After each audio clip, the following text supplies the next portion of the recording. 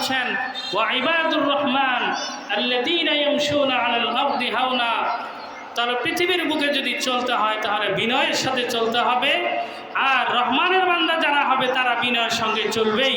এই জন্য সর্বপ্রথমে আমি আসতে চাচ্ছি, বান্দা আসলে কাকে বলে?